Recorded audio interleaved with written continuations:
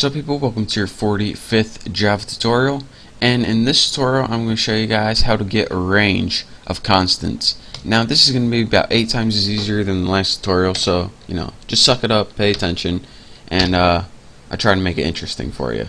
So since we need a range of constants and we only have 3 right here, it's not going to be very exciting, first of all. And what kind of range can we get with 3? So let's add a couple more of my ex-girlfriends to the list. I had one girlfriend named Nicole, and let's find a description word for her. She was Italian, and I dated her when I was, I don't know, probably like 13. So I'm gonna put 13, and don't want that semicolon. And my next girlfriend after this, I would have to say, is Candy. This is when I moved to my new school. She was my first girlfriend. And let's say she was, let's put this nice, she was different. And, let's see, how I was in 8th grade, so what's that, 14? Maybe I'm wrong, but, we don't have time to think. We just have time to do. And let's see, after Candy, I got one in 9th grade, but, what's the fun in that? There's this girl named Erin I had a huge crush on. But, I never went out with her, but, what, I'm gonna add her to my list because I wish I went out with her. So I'm going to put I wish, because, she's like the one that got away. And I had to be like 16 by the time. I had a crush on her for a long time.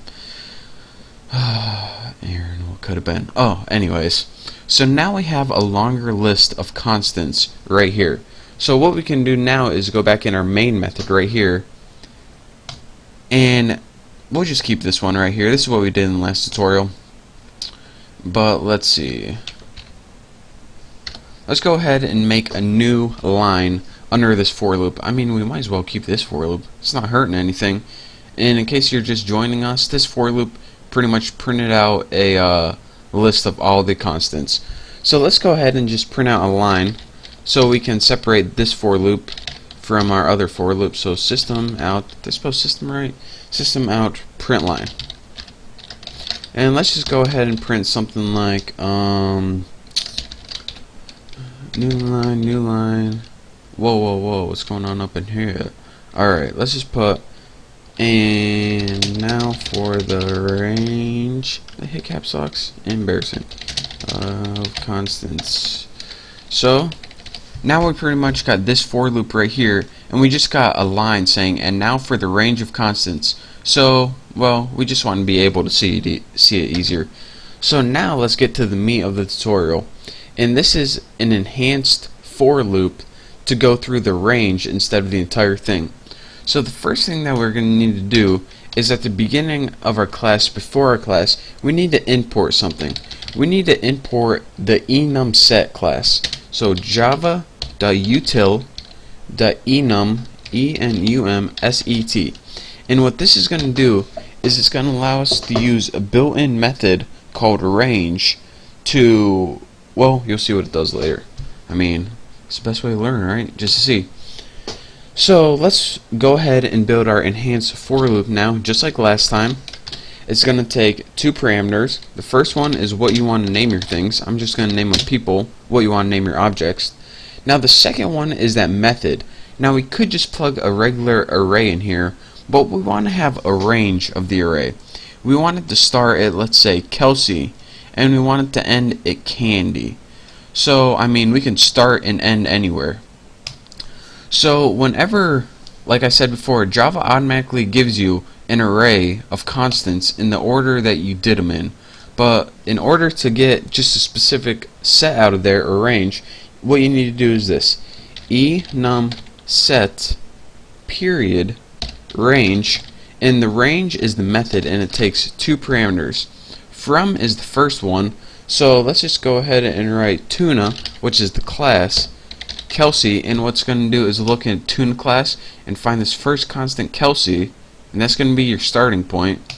And for 2, let's just put tuna.candy. And let's just go ahead and show, so now we have Kelsey to Candy and everything included. That's what that does. It gives you a whole new array. So now, once we have that, we can pretty much just copy what we have up here. Copy. Thank you for that. And we'll paste that out here. And so now, instead of an entire array, which was tune of values, we have a specific set in the array, which goes from all the constants from Kelsey to Candy. So now, let me run this and see what we got. I won't expand it. What's the fun in that?